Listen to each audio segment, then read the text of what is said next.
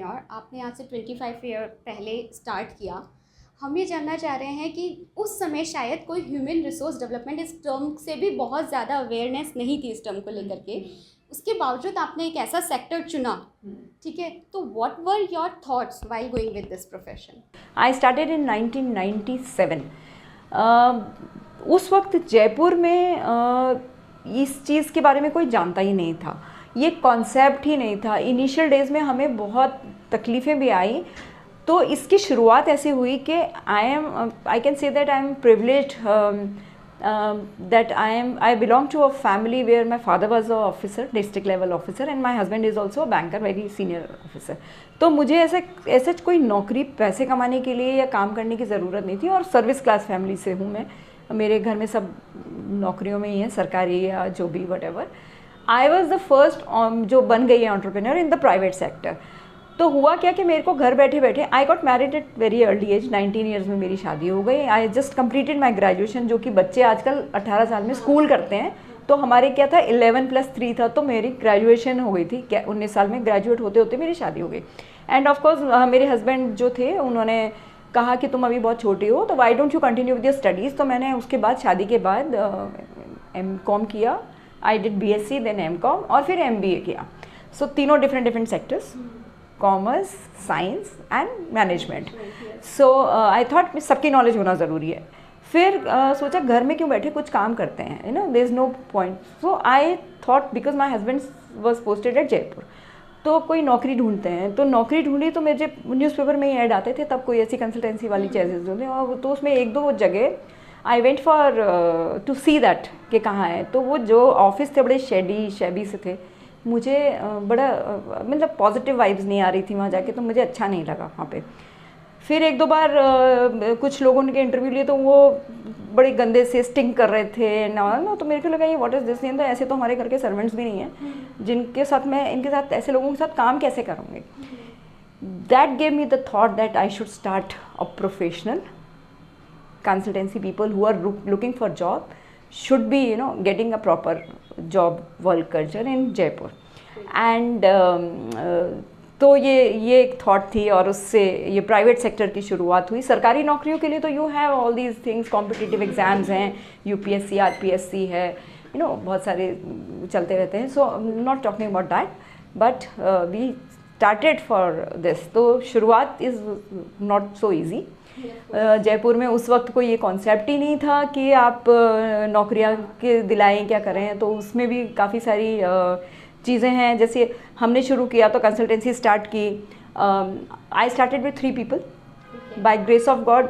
एक मर्लिन था क्रिश्चियन, एक शब्बो थी जो कि मुस्लिम थी, और एक मैं थी जो कि Hindu. So it's like 3 gods you know came together to start this by chance, because they were with me and they said दीदी हम आप जो करोगे हम आपके साथ काम करेंगे, आप हमें लेके साथ में लीजिए। तो we started with these and then this concept हम क्लाइंट्स को हमने कॉन्टैक्ट किया, जयपुर के लोकल लोगों को, कि भी आपको you need staff, you need people, and we are doing only professionals. We are not doing blue collared. We are doing only white collar people. So blue collared means like drivers or security guards we don't do. And because उसकी agency थी यहाँ पे एक already, मेरे को पता चला था जयपुर में एक पहले चल रही थी, उसी का बैड एक्सपीरियंस लोगों को था, तो वो हमारे कॉन्सेप्ट को डाइजेस्ट करने में लोगों को टाइम लगा। So I started with the professionals basically. And तो हम क्लाइंट्स को अप्रोच करते थे कि भैया आपको यू नीड स्टाफ और ये और वो, तो कहते हैं अच्छा व्हाट इज़ दिस। तो हम उनको बोलते दिस इज़ आवर फी। तो वो कहते थे जो आप लड़का हमको दोगी उसको तो हम सैलरी दे देंगे, आपको किस चीज़ के पैसे दें। So this was the concept with no majority of them, all these Marwaris business people, you know, local people, they had this mind set. और सबसे ऊपर से बड़ी चीज़ एक फीमेल कर रही है। I started when this, I think hardly कोई फीमेल जयपुर में नौकरी भी कर रही थी। आज से 25-26 साल पहले नौकरियां भी नहीं करती थी लेडीज़। तो बिजनेस, जो भी बिजनेस या कंसल्टेंसी की तो बहुत ही बड़ी बात है। तो I have started when, so I can count my self as a startup, जो कि कॉन्सेप्ट अभी 10 साल पहले मोदी जी के मुँह से आया है, वो हम 25 साल पहले के स्टार्टअप हैं। तो हमने वो स्टार्टअप शुरू किया और धीरे धीरे लोगों को डाइजेस्ट करवाया कि ये कॉन्सेप्ट भी है। And by grace of God जो हमारा फर्स्ट क्लाइंट था, जिनका फर्स्ट चेक जिनका था, आई टोल्ड हिम दैट आपका ये पेमेंट बन रहा है, तो उन्होंने कहा मैडम मेरा पहला चेक है, मैं आपके ऑफिस में खुद आके दूंगा. तो he came to deliver and he is still our client. So this is what the story of starting Aegis Jobs Private Limited. What are the turning points during this all journey, this longest journey? So can you talk about some turning points you have faced? Turning point in the sense like each and every step we learned from the experience. क्योंकि ये concept जैसे मैंने बोला कि जयपुर राजस्थान में तो बिल्कुल नया था. तो we started from Jaipur and we are doing pan India and abroad also. We are recruiting for some of the government organizations also. So government के हम थोड़ा confidential रखते हैं क्योंकि वो सरकारी होते हैं तो आपको पता ही है. So वो थोड़े बहुत हम करते रहते हैं which is part of our work. तो टर्निंग पॉइंट ये था कि धीरे धीरे हम अपने एक्सपीरियंस से सीखे. जिस ज़माने में हमने शुरू किया था तब लैंडलाइन फ़ोन होता था और रजिस्ट्रेशन फॉर्म भरवाते थे, हार्ड कॉपी होती थी, लोगों को कॉल लेटर पोस्ट कार्ड पे या एनवलप में डाल के भेजते थे, या फिर फ़ोन जिनके होते थे उनके पीपी नंबर्स होते थे, तो आपके पड़ोसियों को रिक्वेस्ट करनी पड़ती थी कि भाई नेहा को बुला दीजिए इंटरव्यू के लिए, उनसे रिक्वेस्ट करनी पड़ती थी. और ध्यान रखना पड़ता था कि इसका भाई अगर रजिस्टर्ड है तो भाई को मैसेज बहन के थ्रू करवाना है या गर्लफ्रेंड को बॉयफ्रेंड के थ्रू करवाना है, which is a very actually we learn that girlfriend boyfriend से फटाफट मैसेज मिलता है इंस्टेड ऑफ अगर आप उनके पेरेंट्स को बोलिए तो तो इस तरह से हम इंटरव्यू कॉल करते थे. उसके बाद हमने धीरे धीरे पेजर आया, फिर पेजर पे हमने मैसेजेस करने शुरू किए, पेजर के थ्रू बातचीत होती थी, और बाद में मोबाइल आया. तो मतलब हमने सारी जर्नी इस तरह से शुरू की है. और इस तरह से हार्ड कॉपीज़ हमारे फाइल की होती थी, फ़ोटो कॉपीज़ उनको लेके भेजते थे इंटरव्यू के लिए, और अब तो वीडियो इंटरव्यू भी हो जाते हैं. तब पहले इंटरव्यूज़ के लिए अगर कैंडिडेट किसी को बाहर से जैसे दिल्ली से या मुंबई से आना पड़ता था तो उनको क्लाइंट हमारे फ़्लाइट टिकट्स या train tickets according to their profile first second class के थर्ड क्लास के जो भी भेजते थे उनको टिकट्स पहुंचवाना, फिर वो इंटरव्यू देने आते थे, फिर वो इंटरव्यू दे के जाते थे. मतलब like it was a long process at that, क्योंकि प्रोसेस ही वही था. और अब तो हम वहाँ बैठे बैठे एक टेलीफोनिक इंटरव्यू करवा देते हैं, वीडियो कॉल करवा लेते हैं, और पर्सनली जब मिलना होता है तो कहीं भी जाके वो लोग मिल लेते हैं और इजी हो जाता है. तो थोड़ा प्रोसेस शॉर्टन हुआ है with the technology which we adopted. And one more turning point if you want me to quote, we started our website जो हमने बनाई थी, which was among the first 100 websites of India.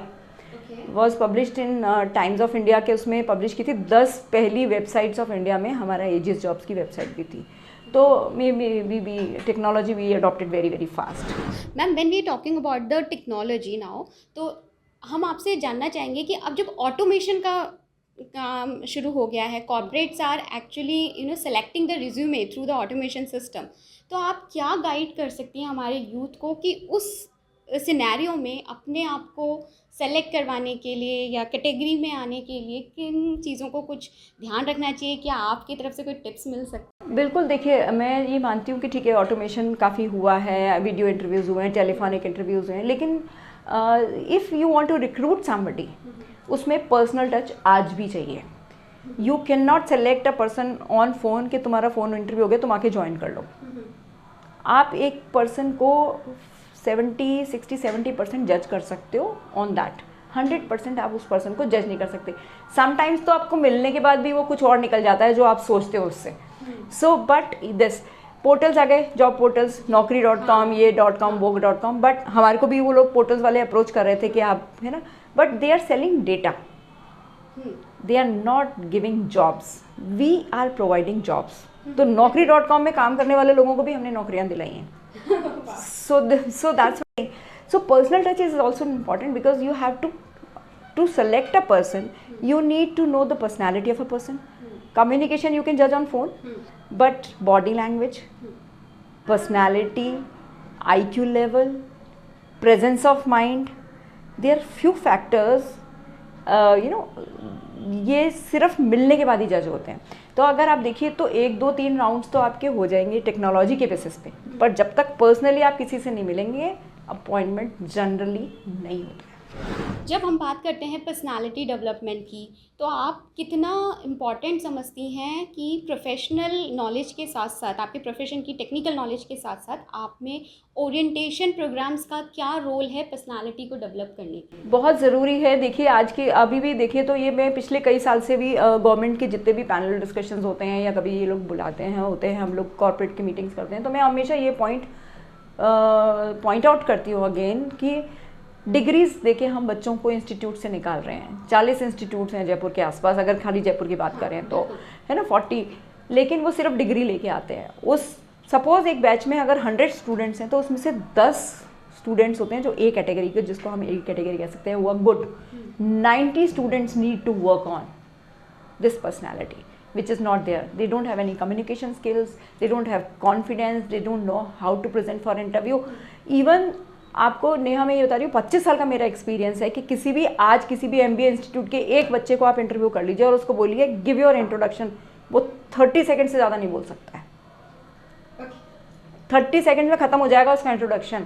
2 minute minimum बोलना ज़रूरी है। Y? Introduction तो आपका CV में, बायोडाटा में लिखा हुआ है, लेकिन आपको बुलवाते इसलिए हैं क्योंकि उससे बहुत सारी चीज़ें जज होती हैं और वो 90% बच्चों में नहीं है। वेदर डिग्री ऑफ इंजीनियर और MBA they have it, on the basis of that they get rejected. नहीं तो पूरा का पूरा बैच क्यों नहीं प्लेस होता है? कैंपस इंटरव्यूज होते हैं, institute they claim that 100% and I am sure 100%, मेरे को पता है कितने % होते हैं, आप भी जानते हैं, वो सभी को पता है, सब जानते हैं। तो हम कहते हैं वो 10% भी कर लें तो बहुत बड़ी बात है। और वो 10% जो बच्चे सेलेक्ट होते हैं कैंपस से, वो अपने खुद के कैलिबर से सेलेक्ट होते हैं, उसमें इंस्टीट्यूट का कोई हाथ नहीं होता है। तो अब हम लोग उनको सजेस्ट करते हैं कि they should have a orientation program, they should have personality develop programs simultaneously with the curriculum जो भी वो पढ़ा रहे हैं, चाहे वो इंजीनियरिंग MBA जो भी आप अंडर ग्रेजुएशन जो भी करा रहे हैं। ये should start from the undergrad level only, so that by the time they finish their graduation और post graduation they should be ready, industry ready. Industry ready नहीं होते हैं बच्चे, इनको नहीं आता है कुछ भी। आपके पास नॉलेज भी हो सकती है लेकिन आप उसको प्रेजेंट कैसे करना है वो नहीं आता है। कोई बच्चे इंटेलिजेंट होते हैं लेकिन इंटरव्यू देना नहीं आता, तो इंटरव्यू देना तो किसी को ही नहीं आता है। तो अब जब हमारे पास ये अपॉर्चुनिटी है कि हम आपके साथ में हैं अभी इस समय, तो कुछ ऐसे टिप्स जो आप अभी हमें दे सकती हैं उन स्टूडेंट्स को जो फाइट कर रहे हैं जॉब के लिए और प्रोफेशनल लाइफ में एंटर होने के लिए? बिल्कुल, उनको सबसे बड़ी टिप ये है कि सबसे पहले तो आप एजेस आ जाइए बायोडाटा लेके, we will help you, because हर एक पर्सन का अलग अलग वो होता है। हम तो कहते हैं every person is a case study and you have to accordingly advise them the solution. It is like we treat ourselves as a professional doctors. जैसे डॉक्टर देखने के, मरीज़ को देखने के बाद उसकी बीमारी का इलाज करते हैं, हमको भी आपके करियर का इलाज आपको मिलने देखने के बाद ही होता है। हर एक बच्चे के अंदर डिफरेंट चीज़ में कहीं ना कहीं लैग कर रहा होता है, और आप मिलेंगे तो आप बताएंगे कि आपको ये सबसे प्रेजेंटेशन ठीक नहीं होता, they take it very casually. Institute में एडमिशन लेने के बाद बच्चे सोचते हैं कि हमको तो जॉब मिली ही मिली है, विच इज़ नॉट पॉसिबल। होता नहीं है कि जब आपका ख़त्म हो जाता है, आप सेलेक्ट नहीं होते हो कैंपस के थ्रू, या आपको डिज़ायर्ड जॉब नहीं मिलती, डिज़ायर्ड सेक्टर में नहीं मिलती है। HR वाले को कहते हैं सेल्स कर दो, सेल्स वाले को कहते हैं फाइनेंस में आ जाओ, जो भी वहाँ पे KPO BPO में चले जाओ, ये चले जाओ, मतलब आपको आपकी सेक्टर की जॉब नहीं मिलती है। तो आपको उसके लिए प्रिपेयर होना ज़रूरी है। तो first, don't take anything casually, you should prepare your self from the day one that मेरे को नौकरी जिस सेक्टर में मेरे को करनी है। अपने माइंड सेट में मैं हमेशा बच्चों को एक ही चीज़ बोलती हूँ, 10 कंपनीज़ के नाम लिख लीजिए आपको जिसमें नौकरी करनी है, अगर नौकरी करनी है तो। और आप उस कंपनी के हिसाब से अपने आप को प्रिपेयर करिए bye the time you complete your this thing, first thing.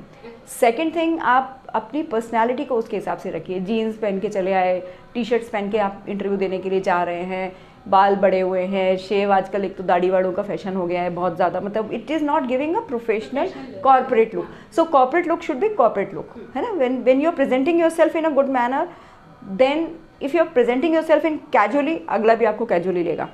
आप प्रोफेशनली जाएंगे, आपको प्रोफेशनली लेगा। So be professional when you talk about this. और एक और बड़ी गलती करते हैं बच्चे, जब इंटरव्यू देते हैं तो वो क्वेश्चन कुछ और पूछा जाता है लेकिन आंसर जो वो तैयार करके आते हैं वो बोल देते हैं। आपको क्वेश्चन के अकॉर्डिंग ही आंसर करना है, understand the question and then answer. Third thing, command on the both languages is important. Hindi अपनी मदर टंग है, हम बोल ही सकते हैं, उसके लिए किसी को कोई भी एफर्ट करने की ज़रूरत नहीं है, बट आज किसी को 2 लैंग्वेज आती है या 3 लैंग्वेज आती है, उसको इम्पोर्टेंस मिलेगी ही मिलेगी. सो इंग्लिश होनी बहुत ज़रूरी है, because at the long run your company will be coordinating with कहीं और से, तो globally you need to know the third language, second language आपको आनी चाहिए, and should be good. You should improve your communication skills and networking. ये सब चीज़ें नहीं होती हैं बच्चों में. तो ये 4 पॉइंट्स अगर आप अच्छे से अपनी तैयारी में रखेंगे तो you will get a job of your interest. बहुत ही सोशली एक्लेम्ड क्वेश्चन मैं आपसे पूछने जा रही हूँ कि वाइल मेकिंग दिस डिसीजन कि आप अपना खुद का एंटरप्रेन्योर बन रही हैं और खुद का काम कर रही हैं, have you ever consider your social image और social implications? The society will live in expect some specific behavior from women generally. So have you felt that pressure on you? That is there on each and every girl who's working. If you talk about women, I've started a couple of women entrepreneurship organizations also, and I give tips to the girls who come for job also. I myself also faced it, because what happens, like all said and done, female in India is given a second status. आज आप parliament में भी देखिए तो 33% का reservation चल रहा है, जो कि 17% पे भी नहीं पहुंचा है. तो कहीं हो नहीं सकता है. आज वोट देने अगर जाते हैं, आप देखिए कितनी तो महिलाएं खड़ी होती हैं जिसको वोट दिया जाता है और वो वोट भी नहीं मिलता है उनको. जीतना बड़ा मुश्किल होता है. लोग अभी भी ट्रस्ट नहीं करते हैं लेडीज़ के ऊपर, है ना. और बिज़नेस में भी नहीं करते हैं. अगर आप कोई बिज़नेस एंटरप्रेन्योरशिप लगाने जा रहे हैं तो आपको लोन मिलने में, आपको बहुत सारी NOCs ये वो करने में, वो लोग आपको शक की नज़र से देखते हैं. आपको बहुत एफर्ट मारने पड़ते हैं. सिमिलर हमारे साथ भी हुआ कि व्हेन आई स्टार्टेड, तो वो ये है, तो वो क्या करते हैं कि पहले तो वो देख नहीं सकते कि कोई महिला, ये जनरल माइंडसेट बता रही हूँ मैं फीमेल वर्ल्ड में, कि महिला हमसे अच्छा कर रही है, हमसे ज़्यादा इंटेलिजेंट. अब घर में भी देखिए हस्बैंड वाइफ हैं, चाहे हस्बैंड 10th पास है और वाइफ MBA है, वो कभी भी उसकी मेल ईगो उसको एक्सेप्ट नहीं करती है. तो आप वो देखते हैं कि ये कैसे सक्सेसफुल हो सकती है, ये कैसे सही काम कर सकती हैं. तो वो आपका क्या करते हैं, सबसे बड़ी चीज़ है character assassination. Every female have to undergo this. वो बोलते हैं अरे ये तो बहुत चालू है, इसका उससे अफेयर था, इसका ये था, यही बातें करते हैं फालतू के. दे टॉक अबाउट यू, खड़े होके फालतू में आपके पीछे पे, और वो सिर्फ इसी पे बात करते हैं क्योंकि उनके लिए अंगूर खट्टे होते हैं, तो वो खट्टे अंगूरों की खाली बातें कर सकते हैं. तो ये होता है, इससे वो हमने भी फेस किया है. और फिर वो आलतू फालतू की बातें करने लग जाते हैं. Let's go for dinner, let's go for chai, let's go meet in the evening, what are you doing in that. ठीक है, यस, हमको पता है हम उसको कैसे हैंडल करते हैं. वी टेल देम दैट या हम why not, you call your wife, we'll call my husband and will meet. क्योंकि उनको स्ट्रेट अवे शट अप तो नहीं बोल सकते हैं क्लाइंट्स के, तो हमको बहुत तरीके से उनको हैंडल करना आता है. And a female if they going for job, मैं पर्सनली पहले शुरू के दिनों में मैं खुद जाके ऑफिस में चेक करती थी कि वर्क कल्चर एटमॉस्फेयर ठीक है वहाँ का, reputation of the person is also good. Still तब मैं उन वहाँ पे लड़कियों को नौकरी के लिए भेजते हैं, और नहीं तो हम खुद मना कर देते थे. जहाँ किसी की रेपुटेशन, कई मिनिस्टरों के बेटों ने हम लोगों को बोला हमारे ऑफिस के लिए लड़कियाँ भेज दो, उनकी रेपुटेशन ठीक नहीं थी, हमने मना कर दिया, हमारे पास लड़कियाँ हैं ही नहीं, आपको लड़का चाहिए तो बता देते. So means like you need to be flexible, tactful to handle all this thing. फिर लड़कियों को भी बता के भेजते थे, बेटा आप इंटरव्यू के लिए जा रही हो, आप कहीं नौकरी करने जा रही हो, आप ये मत सोचो उस ऑफिस में 2 लड़कियां और होंगी तो मैं नौकरी करूँगी. You can be the first one, but you should be confident. आज अगर मैं वीक हूँ तो मेरे को मेरे घर में भी लोग एक्सप्लॉइट कर सकते हैं. आप जानते ही हो, घर में भी चाचा मामा कोई भी एक्सप्लॉइट कर देते हैं बच्चों को, लड़कियों को. अगर आप स्ट्रांग हैं तो आप 100 जनों के बीच में भी अकेले हैं, आपको कोई कुछ नहीं कह सकता. तो you need to be strong. So that message we generally give to all the girls, and we prepare them for this. As you know that I'm an entrepreneur, now I can call myself as a social entrepreneur. Till date we recruited approximately 50,000-60,000 people in all multinational, national level companies, 1,500 corporates all over India and abroad, and did counseling of at least 2 lakh plus people. And I'm socially also involved, and I feel that this is my time to give back to the society. But it is not so easy. I wanted to say that I can proudly say that I am a mother of a single girl child. I am of course a socially also active. I am part of so many corporate organizations on the key positions. As a state head Rajasthan I completed, and now in the national committee. So these are the things. Apart from that, I am a sports person too. I play badminton. I played school, college, university badminton, nationals I'm talking about. And abhi I am playing veterans, which is masters badminton, and a month back I won silver medal in India, so I am India number 2. I played international also in badminton. In 2019 I went to Poland to represent my country, which is a dream of any sports person कि अपनी country का नाम अपनी T-shirt या track पे वो खेले. तो मेरे पास भी इंडिया का ट्रैक और इंडिया की टी-शर्ट है और होपफुली आगे भी खेलूँगी मैं. So why I am telling all these things, because being a female I feel that we have more responsibility. Indian females especially, हम हिंदुस्तानी महिलाएं, हम बहुत फ्लेक्सिबल, एडजस्टेबल एंड मैनेजेबल हैं. हम ये ना सोचें कि अगर हम नौकरी करने आ गए तो हम घर के काम छोड़ दें, हम घर खाना ना बनाएं, हमको बच्चों की रिस्पॉन्सिबिलिटी नहीं करनी है. मैं अपने बारे में बात कर सकती हूँ, अगर मैं कर सकती हूँ तो मैं सोचती हूँ सब कर सकते हैं. मेरी बेटी she studied from the best of the schools and colleges. She is a sports person too. I think I proved as a mother. अगर बच्ची ऐसा कुछ करी है तो मदर ये हो गया. सोशली आप मेरे को जानते ही हैं कि मैं I am part of so many social organisation. Professionally I am running this consultancy which is of course we got more than 100 awards. If I can calculate, I have 3 international, 11 national and 150 state awards.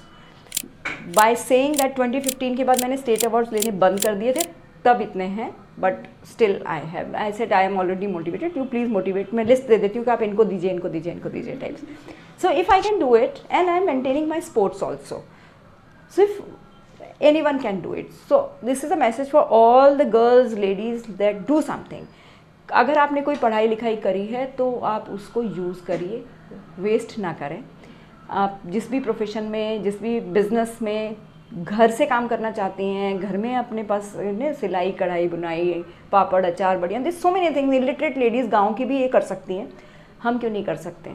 पढ़े लिखे हैं तो हम और बहुत सारे sectors हैं उनमें काम कर सकते हैं. लेकिन अपने घर की रिस्पॉन्सिबिलिटी, अपने बच्चों की रिस्पॉन्सिबिलिटी, अपनी सोशल रिस्पॉन्सिबिलिटीज़, ये सारे रोज़ हमको एक दिन में करने पड़ते हैं और हम आराम से कर सकते हैं. मैंने उसके लिए एक टारगेट बना रखा है और मैं हमेशा डिस्कस करती हूँ कि हमको दिन में 24 घंटे मिलते हैं. वी हैव डिवाइडेड दीज 24 घंटाज इन 3 सेट्स, 8-8-8. 8 आवर्स पर्सनल, जिसमें आप अपना सोना खाना पढ़ना लिखना जो भी आप अपना करने खुद का. 8 आवर्स प्रोफेशनल, 8 घंटे अब आप जो प्रोफेशन जिसमें भी हैं, आप बिजनेस में हैं, नौकरी में हैं, वो करिए. 8 आवर्स सोशल, जो कि मैं करती हूँ, giving back to the society, helping people something. आप भी कुछ ऐसा कुछ कर सकते हैं. तो अगर आप अपने टाइम को मैनेज करके चलेंगे तो आप सक्सेसफुली ये सब कुछ आराम से कर सकते हैं. ये शिकायत किसी को नहीं रहेगी कि मेरे को टाइम नहीं मिला. So do that and contribute to our country, our state. और आप अपनी पर्सनैलिटी को खुद जी के दिखाइए, आपको खुद को प्राउड फील होगा. Thank you so much ma'am, thank you कि आपने इतना टाइम हमें दिया, बहुत अच्छे टिप्स दिए आपने. And happy women's day. Thank you and same to you, and happy Women's Day to all the girls. You have all caliber and guts. Please come up and do it.